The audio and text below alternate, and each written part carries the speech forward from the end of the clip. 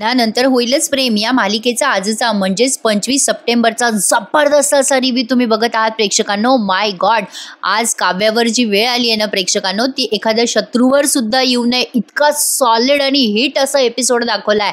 Kavya जीवाचा photo जाळत असते तेव्हा नेमकी ही मानिनी तिथे पोहोचते आणि तो फोटो विझवायचा प्रयत्न करते.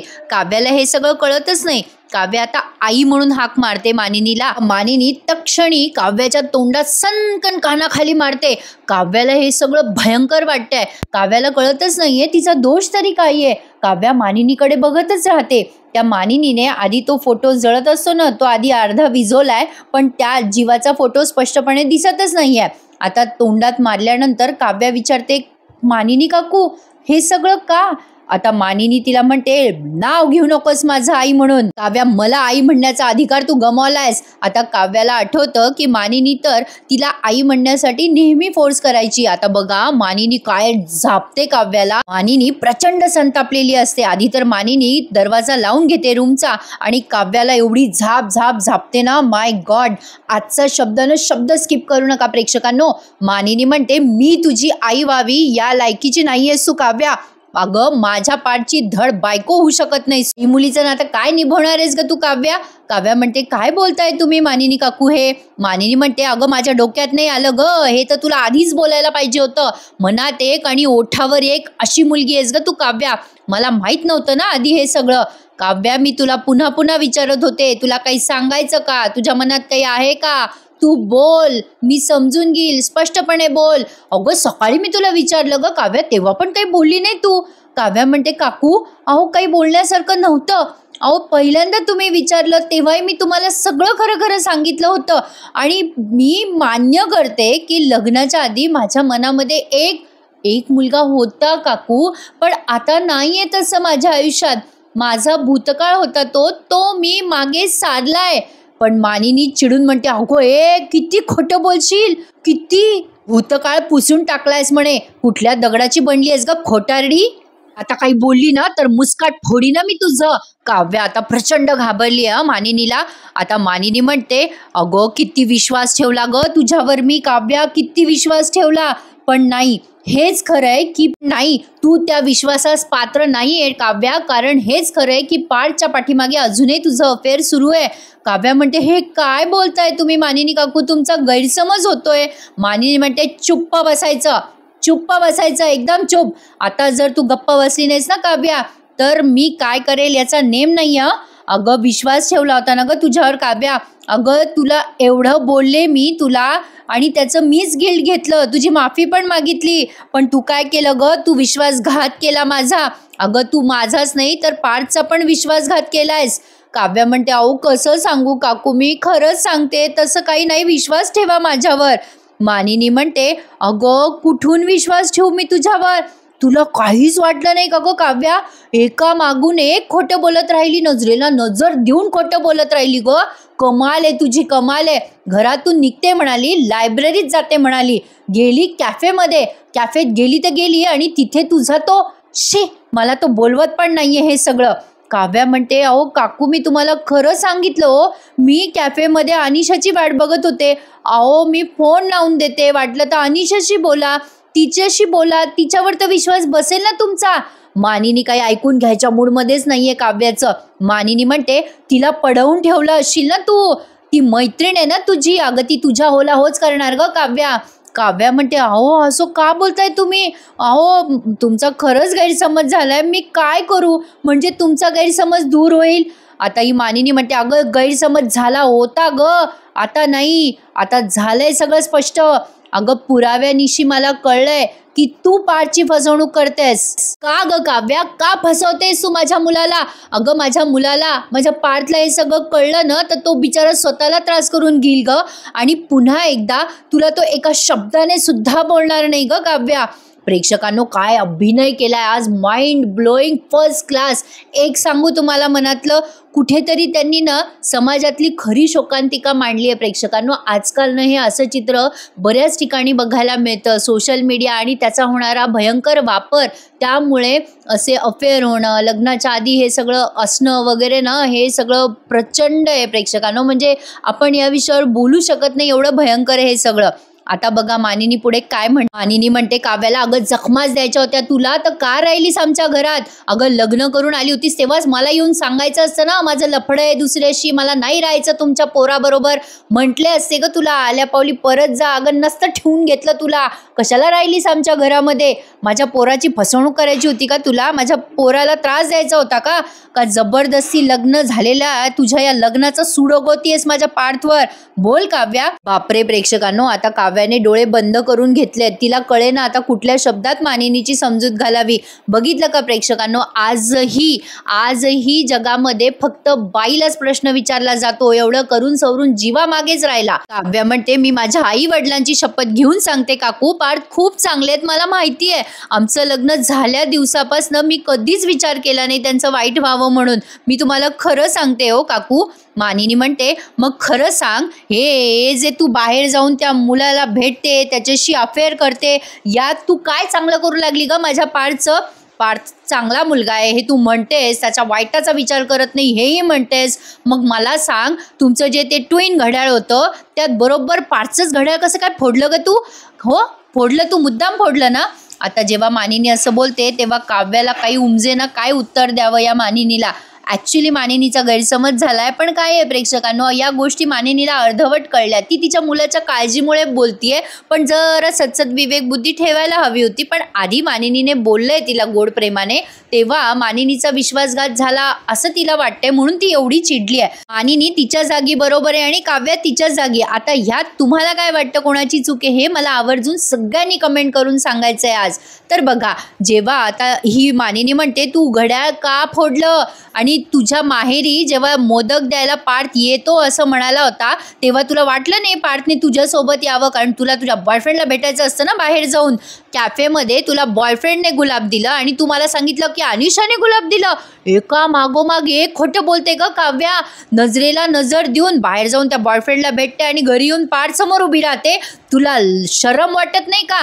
तुझ्या नजरेमध्ये लाज नसते का ग काव्या? तेव्हा सराईत गुन्हेगारासारखी तू तुझं अफेअर कशी काय लपवू शकते पार्थपासून आणि आम्हा सगळ्यांपासून? बोल काव्या बोल. काव्या म्हणते, अहो ऐकून घ्या माझं काकू, तुमचा गैरसमज होतोय. ते गुलाब मला दुसरं तिसरं कोणी नाही. मानिनी म्हणते, अगं मला बोलूच नको ग, मला काही ऐकायचंच नाही तुझं. काव्या तू किती गोड आणि किती छान खोटं बोलते ते अनुभवलंय मी. एकदा फसले मी, आता मी पुन्हा फसणार नाहीये काव्या. मी तुझ्या बोलण्यात फसणार नाही, तू निघ या घरातून, असं म्हणून आता मानिनी काव्याला लोटून देत असते. आता मात्र काव्या चिडते आणि म्हणते, बस करा काकू, पुरे झालं, किती ऐकून घेऊ मी तुमचं? एकदा तरी माझं बोलणं ऐकून घ्या. झालाय तुमचा गैरसमज. तुमच्या डोळ्यांना जे दिसतंय, तुमच्या कानांनी जे ऐकलंय त्यावर विश्वास ठेवून तुम्ही पुढे जाताय. तुम्ही सगळ्या गोष्टींनी चुकीच्या वाटेने चुकीच्या वाटेने जुळवताय काकू. माझ्या आयुष्यात कोणी नाही, विश्वास ठेवा हो माझ्यावर. मी तुम्हाला जे सांगितलं ते खरं आहे. त्या मुलाचा आणि माझा काडीचाही संबंध नाहीये, हे मी खरं सांगतेय. मग मानिनी म्हणते, मग त्या मुलाने तुला गुलाब का दिला काव्या? तुम्ही दोघं कॅफेमध्ये का भेटलात? कॅफेमध्ये भेटलात आणि त्याच टेबलवर बसलात ज्या टेबलवर तुम्ही दोघांनी स्वतःचं नाव कोरून ठेवलंय. आता काव्याला झालेला प्रकार आठवतो बरं का प्रेक्षकांनो, आणि आता काव्या हदरली आहे. आता या गैरसमजुतीवर काव्याने कसा तिचा गैरसमज दूर करायचा प्रेक्षकांनो, तुम्हीच सांगा मला. आता काव्याला सगळ्या गोष्टींची लिंक लागते आणि ती मानिनीनं उत्तर देते, कळलं मला आता काकू. काव्या मानिनीला आता उत्तर देते, मला सगळं समजलंय काकू. तुम्हाला या सगळ्या गोष्टी तुमच्या मैत्रिणीने सांगितल्या आहेत ना, त्या सुनीताने तुमचे कान भरलेत ना काकू. आता मी काय बोलते ना ते शांतपणे ऐका. तो मुलगा तिथे मला भेटायला आला नव्हता, तो ॲक्सिडेंटली आला होता तिथे. माझ्या पुस्तकामध्ये ऑलरेडी गुलाब होतं, ते गुलाब खाली पडलं तेव्हा मी नाही बघितलं आणि त्याने पण नव्हतं बघितलं, पण ॲक्सिडेंटली त्याचं लक्ष गेलं म्हणून त्याने मला ते गुलाब उचलून दिलं. आणि त्या टेबलवर बसण्यासाठी मी मनाई केली होती, पण तिथल्या वेटरने आम्हाला रिक्वेस्ट केली की दुसरा टेबल अवेलेबल नाही आहे, रिकामं नाही आहे टेबल, 2 मिनटं तुम्ही बसा. एवढंच झालं होतं काकू. अहो दुसरं काही झालं नाही हो. दुरून तुमच्या मैत्रिणीने काहीतरी बघितलं आणि तुम्हाला ते येऊन सांगितलं. माझ्यावर विश्वास ठेवा. अहो आमचा नाईलाज होता म्हणून त्या टेबलवर त्याला बसावं लागलं त्या दिवशी. बाकी माझ्या मनात काही नव्हतं. बाकी तुम्हाला सुनीताने हे सांगितलं नसेल की तिथे टेबल अवेलेबल नव्हतं म्हणून. आता मानिनी म्हणते मला सुनीताकडनं काही ऐकून घ्यायची गरज नाहीये. अगं सुनीताने लग्नाच्या आधी पण तुला त्या मुलासोबत बऱ्याच वेळेला बघितलंय आणि सुनीताच्या नजरेखालून तुझ्यासारख्या अनेक मुली गेलेल्या आहेत. तिच्या कॅफेमध्ये काय चालतं काय नाही हे तिला बरोबर कळतं. मग काव्या म्हणते काकू तुमचा विश्वास माझ्यावर कमी आणि तुमच्या मैत्रिणीवर जास्ती आहे. मानिनी म्हणते अगं तिने काही सांगितलं म्हणून तुझे गुन्हे लपतात का काव्या. आणि बघ इतकी जर तू धुतल्या तांदळाची असशील ना तर मला सांग काव्या मग पुरावे का जाळत होतीस. हा फोटो तुझ्या हातात आहे हा का जाळत होतीस. तुला हे सगळे पुरावे का नष्ट करायचे होते. मीच सांगते काव्या तुला काहीही करून माहीत होतं की पुरावे मी शोधीन. तुला माहीत होतं मी तुझा पाठलाग करते म्हणून तू हे सगळं केलंस ना म्हणून हा फोटो जाळलास ना काव्या. काव्या म्हणते नाही हो मानिनी काकू असं काही नव्हतं माझ्या मनात. अहो मी हा फोटो जाळत होते कारण मला माझ्या भूतकाळातली आठवण नको होती माझ्यासोबत. मानिनी काही ऐकून घ्यायच्या मनस्थितीतच नाहीये. मानिनी म्हणते बस कर काव्या बस कर तुझी नाटकं. तुझा हा साळसूतपणाचा आव आणणं थांबव काव्या. आता काव्या म्हणते नाही हो नाही अहो मी का नाटकं करू. मी पुन्हा सांगते माझं नाही आहे असं काही. काव्या खूप रडत असते आणि म्हणत असते मी नाही फसवते पार्थला. मी सांगते तुम्हाला माझं नाही आहे कोणासोबत अफेअर. विश्वास ठेवा माझ्यावर विश्वास ठेवा. काव्या रडून हात जोडते आणि त्या मानिनीला रिक्वेस्ट करते. मग मानिनी म्हणते नाही आहे ना तुझं अफेअर कोणासोबत. चल मग सिद्ध करून दाखव मला. फोटो जाळलास ना तू काव्या. या फोटोमध्ये जो मुलगा होता ना त्याला समोर आण माझ्या आणि त्या मुलाला सांगू दे की तुझं आणि त्याचं अफेअर नाहीये मगच मी विश्वास ठेवील. अरे देवा प्रेक्षकांनो पाहिलं का काव्यासमोर केवढा मोठा प्रश्न आहे. म्हणजे एकीकडे जर तिने जीवाला समोर आणलं तर तिच्या बहिणीचा संसार उद्ध्वस्त होईल. ॲक्च्युली ना प्रेक्षकांनो तसं बघायला गेलं तर म्युच्युअल अंडरस्टँडिंग करून हे सगळे प्रश्न सॉल्व्ह करू शकतात. कारण काव्या आणि जीवा स्वतःच्या भावासाठी आणि काव्या करते स्वतःच्या बहिणीसाठी.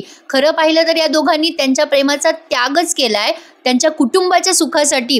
त्यात काही गैर नाही आहे. आता त्यांचा आहे भूतकाळ तर आहे त्याला काय करणार ते तर ते पुसू शकत नाही. पण त्यांनी त्यांचा भविष्यकाळ सुधारण्याचा पूर्ण प्रयत्न केला.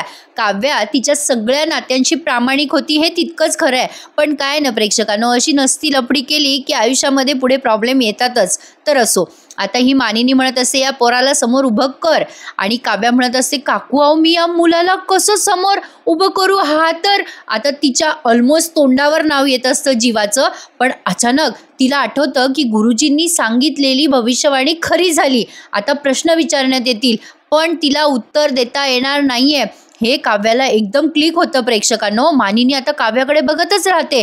काव्या जीवाचं नाव घेणार पण ती स्वतःला थांबवते आणि तिला गुरुजीची भविष्यवाणी आठवते. काव्या आता मनात विचार करते गुरुजींनी सांगितल्याप्रमाणे विसर्जनानंतर मी चक्रव्यूहात अडकणार आहे. म्हणजे ते चक्रव्यूह त्या दिवसासाठी नाही तर हे आजच्या दिवसासाठी होतं. तर काव्याला आता सगळ्या गोष्टी स्पष्ट झाल्यात. तिला कळतंय आता की आपल्या पुढे खूप मोठं संकट आहे. गुरुजींनी जे सांगितलं ते संकट हे. तर आता काव्याच्या लक्षात आलंय सगळं. मानिनी आता तिला अशी गदागदा हलवते आणि म्हणते ए काव्या उत्तर दे का गप्प बसलीस तू आता. काव्या आता ढसाढसा रडायला लागते. मानिनी म्हणते काव्या तुझ्या गप्प राहण्यात मला आता माझं उत्तर मिळालंय. आता मी तुला माझ्या नजरेच्या समोर एक क्षणही बघू शकत नाहीये. चल निघ या घरातून निघ. बॅग भर तुझी आणि निघ या घरातून. आता काव्या त्या घरातून जायला तयार नाही. काव्याचा हा स्टँड मला आवडला. काव्या म्हणत असते काकू काय बोलताय तुम्ही. मी पार्थला काय उत्तर देऊ. मानिनी म्हणते माझ्या पार्थचं नाव घ्यायचं नाही तुझ्या घाणेरड्या तोंडातनं. त्याला सांभाळायला त्याला समजवायला त्याची आई खमकी आहे. तू आता पार्थचा विचार करू नकोस ग. अगं काळजी तर करूच नकोस. चल निघ. पार्थला काय समजवायचं ना ते समजवील आणि घटस्फोटाचे पेपर पाठवून देईल मी तुझ्याकडे. माझ्या पार्थला तळागळात नेण्याच्या आधी तू तुझी वाट धर ग. चल निघ इथून. आता मानिनी अक्षरशः तिच्या हाताला धरून तिला बाहेर काढणार. तेवढ्यात काव्या ओरडून म्हणते मी इथून कुठेही जाणार नाहीये. नाही जाणार मी इथून. आता मानिनी बघतच राहते तिच्याकडे. काव्या मानिनीला ठामपणे उत्तर देत म्हणते काकू मी जर आता इथून गेले ना तर मी गुन्हा कबूल केला असं सिद्ध होईल. मी कुठल्याच प्रकारचं पाप केलेलं नाहीये. मी कोणता गुन्हा केलेला नाहीये. मी इथून जाणार नाही आणि मी हे मान्य पण करणार नाही. आता मानिनी म्हणते मग सिद्ध करून दाखव ना. काव्या म्हणते दाखवेल. तुम्हाला सिद्ध करून दाखवेल. मानिनी म्हणते ते कसं सिद्ध करणार आहेस तू ते सांग. काव्या म्हणते आता उत्तर नाहीये माझ्याकडे, पण मी तुम्हाला सिद्ध करून दाखवेलच. मानिनी आता म्हणते कधी सिद्ध करून दाखवणार तू पण? काव्या म्हणते वेळ द्या, मला थोडासा वेळ द्या, हात जोडते मी तुमच्या पुढे. मानिनी काकू विश्वास ठेवा थोडा माझ्यावर, प्लीज थोडासा वेळ द्या मला.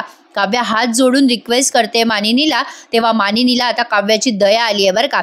आता मानिनी म्हणते ठीक आहे, हरकत नाहीये, मी दिला तुला वेळ, आणि तोपर्यंत तू माझ्या पाठपासून लांब राहायचं. अरे देवा प्रेक्षकांनो, हिने आता डायरेक्ट हिची दुसऱ्याच खोलीत रवानगी केली आहे बरं का. म्हणजे काय झालंय, या दोघांमध्ये जरा अटॅचमेंट वाढली आहे काव्या आणि पार्थमध्ये, आणि मानिनी आता त्या दोघांनाही वेगळं करणार आहे. आता बघा हां, तेवढ्यात तिथे पार्थ येतो. काय काय होतं ते बघा. मानिनी तिला म्हणते की तू माझ्या पार्थपासून आता लांब राहायचं, माझ्या पार्थच्या जवळपास पण तू फिरकायचं नाही आहेस. आता काव्या मानिनीला बघतच राहते. आता मानिनी तिला म्हणते मान्य आहे का तुला? आता काव्या जरा हदरली आहे बरं का. पण आता मानिनी म्हणते विचार काय करतेस, उत्तर दे मला. काव्या जरा सेकंद विचार करते आणि म्हणते ठीक आहे मान्य मला. मानिनी म्हणते नुसतं बोलू नको, चल वचन दे मला. मानिनीने आता तिचा हात पुढे केलाय काव्याच्या पुढे आणि म्हणते वचन दे मला काव्या. आता तेवढ्यात पार्थ आलाय बरं का आणि दरवाजा वाजवतोय. काव्या दार उघडा, तुमच्यासाठी सरप्राईज आहे. मानिनी आता काव्याकडे बघते. काव्याला काही समजेना, करावं तर काय करावं. आता पुन्हा दरवाजा वाजतो. दोघी सासासुना नुसत्या एकमेकींकडे बघत असतात. मानिनी म्हणते काय ग ए काव्या, स्वतःवर विश्वास नाही आहे का तुझा? स्वतःला सिद्ध करून दाखवशील ते? दे ना मला वचन. आता काव्या मानिनीला विचार न करता पटकन वचन देते की ती पार्थपासून लांब राहील. आता बघा प्रेक्षकांनो, जबरदस्त दाखवलं आहे की नाही आजचा एपिसोड. ईच अँड एव्हरी प्रेक्षकांनी प्लीज लाईक करायला विसरू नका. तुम्हाला एवढं एफर्ट घेऊन छान पद्धतीने सांगायचा मी प्रयत्न करते. प्लीज प्रेक्षकांनो थोडंसं मन मोठं करून लाईक तरी करा. जे प्रेक्षक नेहमी लाईक करतात त्यांच्यासाठी खूप खूप थँक्यू, आणि जे करत नाहीत त्यांच्यासाठी रिक्वेस्ट की प्लीज लाईक करा आणि चॅनलला सबस्क्राईब करा. तर बघा आता पार्थ दरवाजा उघडून आत येतोच. काव्या शेवटी हातावर हात ठेवतेच मानिनीच्या.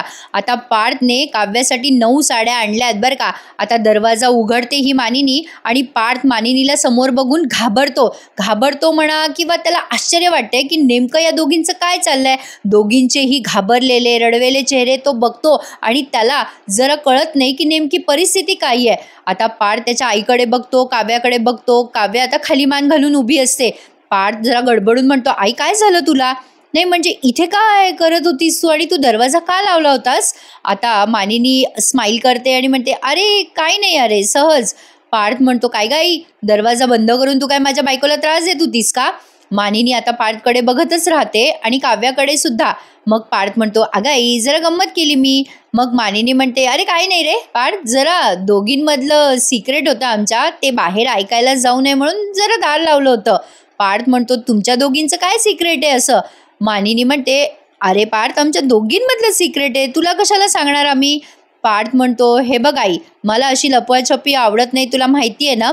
मानिनी म्हणते हो रे बेटा, मला माहिती आहे ना, लपवाछपी करायला तुला आवडत नाही आणि ती सहनही होत नाही. आता ती काव्याकडे बघते आणि म्हणते कोणीही लपवाछपी केली ना पार्थ, तरी मी नाही करणार. मी आई आहे ना तुझी, मी सांगते ना बेटा तुला, विश्वास ठेव माझ्यावर.